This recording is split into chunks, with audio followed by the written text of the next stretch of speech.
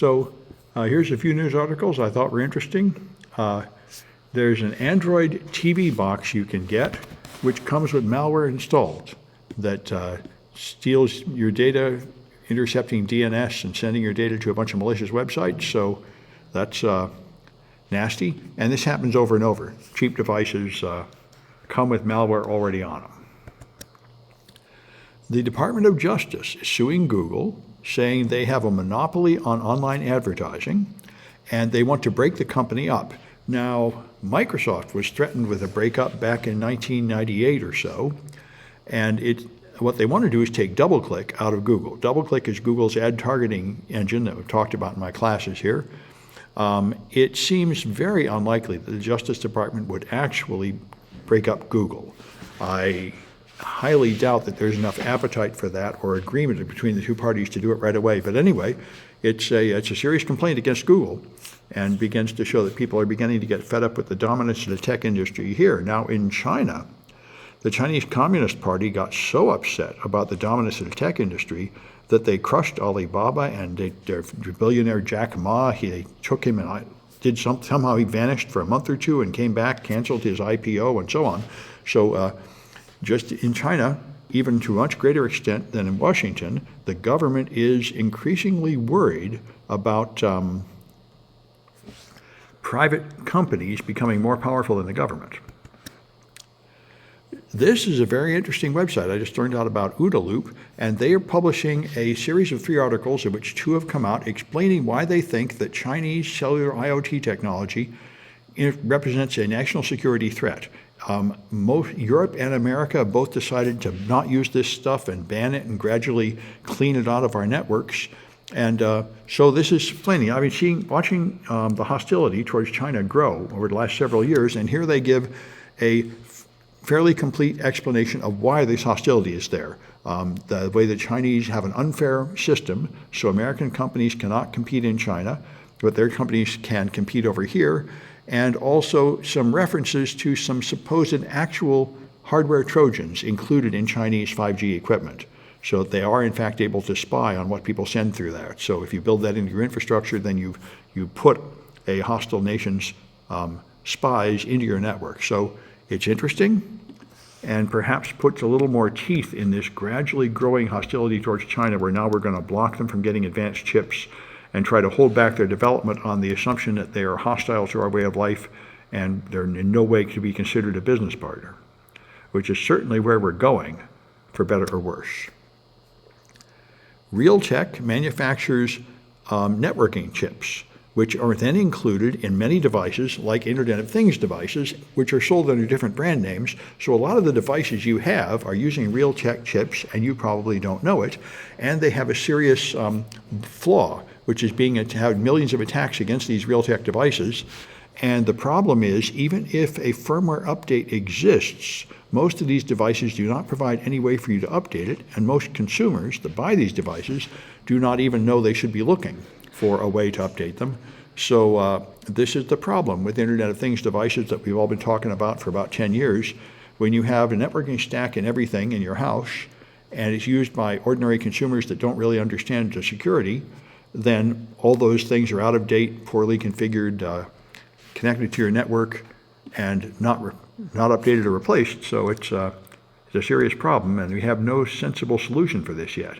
In fact, if you wanted to just know if any of the 10 smart devices in your home are using Realtek network cards, there's probably no easy way for you to tell that. You might be able to tell by looking at the MAC addresses, but in general, this is kind of a shame, and this is why there's increasing pressure to develop a software bill of materials, so every device you have should come with a document which lists all the software and therefore all the hardware in your device, so you can at least know if you're using known vulnerable components, just like food comes with packaging that lists all the labels, so you can know if it contains things you don't want, like you don't want nuts because you have a nut allergy, things like that. In practice, that wouldn't help most users either, because most users won't know what the vulnerable devices are, but in principle, you could have some kind of security label that you put on it, like on Dolphin Safe Tuna, saying some organization has certified that this device does not have a known vulnerable component, which would be a nice thing to have. I was very interested in this. there's a new deadly disease. It's still quite rare. There's a few thousand cases in America. This thing is called Vexus. But the thing that's amazing to me here, this is a genetic disease caused by a flaw on the X chromosome, and therefore primarily affects men, because men have only one X chromosome and women have two. So they have a spare in case one is defective. But this is something I'd never heard of before. It is a genetic disease that primarily afflicts old people because you are not born with it. It is mutation that happens while you live. There's a term for this. Some kind of mutation that happens while you're alive. I don't even understand how this is possible. Somatic mutation. A mutation that is acquired during life as opposed to being inherited from a parent. I didn't know this is possible. So your X chromosome mutates while you're living and gives you a disease from being defective. So that is very interesting. And I don't really understand what would cause that kind of mutation. So it's a whole new area of genetics that I was unaware of. And this particular disease is not a large risk, but there's another similar thing called epigenetics, where the expressions of genes are affected by the environment. So it is not true at all what I was taught as a child, that your entire physical body is controlled by the DNA that is like a computer ROM program, and it can only mutate gradually over thousands of generations. It is not that way at all. Your DNA is altered by viruses that inject more DNA, and the expression of DNA is adjusted by other components that can change during lifetime, and you can pass those changes on to your children. So mutation and evolution can happen much faster in humans than in the model that says the DNA is the whole story. iOS now supports hardware security keys, which is a big step forward. As you know, people can send you a phishing email and get your Apple password. They can get in your iCloud and find all your stored pictures and everything. But the cure is to get one of these YubiKeys or other hardware security keys. They connect with Bluetooth or USB. And you can now protect your Apple ID and your iCloud account with a hardware security key. And therefore, even if somebody steals your password, they can't get in because you have two-factor authentication. So it sounds like a great idea. And you should register 2 or more of these keys in case you lose them. So you have a backup one. Otherwise, you might lock yourself out of your account. But anyway, this is a very good step forward in Apple security. And it goes along with another thing they added about a month ago, an iPhone lockdown mode that introduces new security features in your iPhone to prevent known attacks. So it's very good of Apple, continuing to give their end users a lot of security. What was where you get the last article? This is from CNET. And by the way, there's another article I don't have on my list here, but CNET, for the last couple of months, has been publishing articles written by AI, about 80 of them, and trying to conceal that fact. But the articles were full of errors, and the articles had now been shown to just be plagiarized from other organizations. Their AI was just copying articles from other publications and changing a few words. And so they've now canceled that experiment. They were trying to have articles written by AI instead of human writers, and it was not really a success. Do you find Hacker News any good? What's that? Do you find Hacker News any good? Yeah, on Hacker News sites, sometimes there's good things there. No, but I read a couple of them. It's just like reporting stuff. Well, sure. Nothing technical. Nothing anything deeper. Oh, well, sometimes, yeah. Sometimes, a lot of articles are kind of shallow, and then you have to hunt for other ones. Yeah, you get them at all different levels. For like journal public kind of thing. Yes, that's right. There's the articles for the general public, and then you can go find the real research papers, and yeah, there's articles at all different levels. They each have their purpose. They seem to be that useful. Yeah, you have sites like Ars Technica are going to a lot more depth. Which one? Ars Technica. If you want it in depth, try this one, Ars Technica, A-R. Yeah, Ars Technica, these are good technical articles.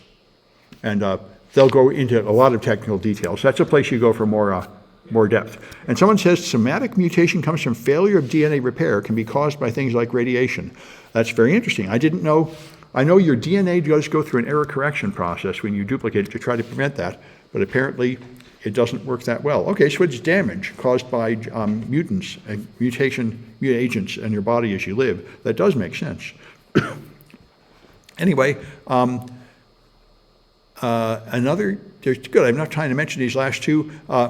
So appliance makers, you buy anything these days, a refrigerator, thermostat, anything, it's smart, and they find out that most of the customers never bother to connect it to the wireless network at all because, I have a refrigerator, I don't care about your... Or password.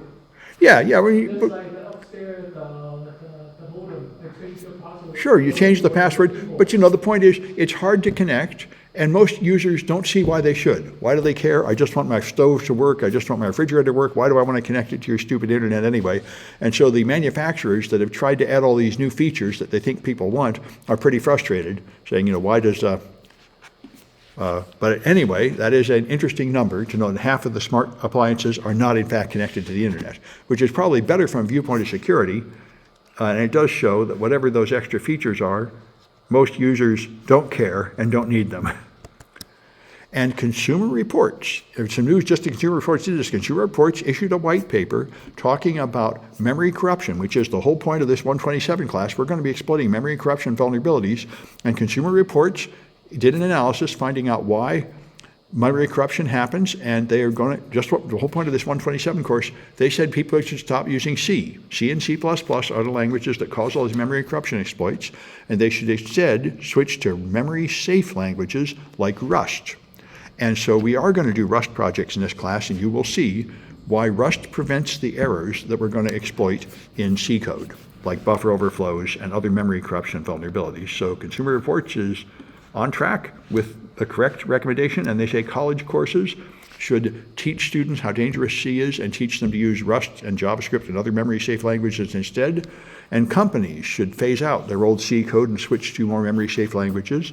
And Linux and Windows are in the process of doing that, moving their most essential code over to more memory-safe languages. Your CNET article, is there a subtopic that you look for? Is very what?